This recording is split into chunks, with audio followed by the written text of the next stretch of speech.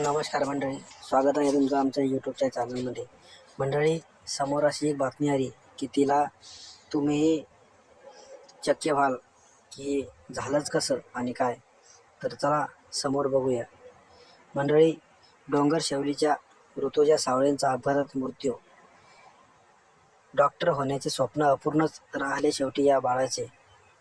तरी मंडळी, बुलढाणा जिल्ह्यातील डोंगर शेवली गाव, या गावामध्ये अवघ्या 19व्या वर्षी डॉक्टर होण्याचे स्वप्न उराशी बाळगलेल्या तालुक्यातील डोंगरशेवली येथील विद्यार्थिनीचा दुचाकी अपघातात दुर्दैवी मृत्यू झाल्याची घटना बुलढाणा जिल्ह्याला हादरवून गेली आहे. या घटनेमुळे संपूर्ण महाविद्यालयातील परिसरासह डोंगरशेवली गावावर शोककळा पसरली असून सर्वत्र हळहळ व्यक्त होत आहे. मंगळवार 16 डिसेंबर रोजी सकाळी 8:30 ऋतुजा कॉलेजसाठी निघाली होती. सकाळी ती बजाज चेतक दुचाकीवरून जात असताना गावापासून काही अंतरावर अपघात झाला.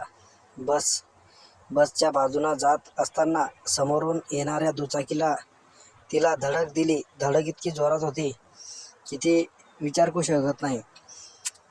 धडकेनंतर तोल सावरताना तिचे डोके बसला तिचं डोकं धडकन लागलं आणि निकाल झाला डोक्याचा भाग आणि ती खाली कोसळली.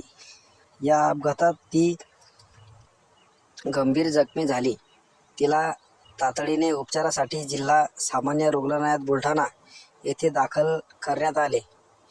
मात्र डॉक्टरांनी तपासणीअंती ऋतुजाला मृत घोषित केले. ऋतुजा गणेश सावळे ही राजश्री शाहू महाराज आयुर्वेदिक महाविद्यालय बुलढाणा येथे प्रथम वर्षात वैद्यकीय शिक्षण घेत होती. आई वडिलांचे डॉक्टर होण्याचे स्वप्न पूर्ण करण्यासाठी ऋतुजाने सातत्याने कठोर परिश्रम घेतले होते. ऋतुजा MBBS साठीही पात्र ठरली. शेवटी काळाने घात घेतला मंडळी आणि तिला आपल्यातून सगळ्यातून निघून जावं लागलं. आपल्याला आश्चर्यचकित धक्का बसला सगळ्यांची स्टेटस बघून, सगळ्यांचे सोशल मीडियावर फोटो वगैरे बघून.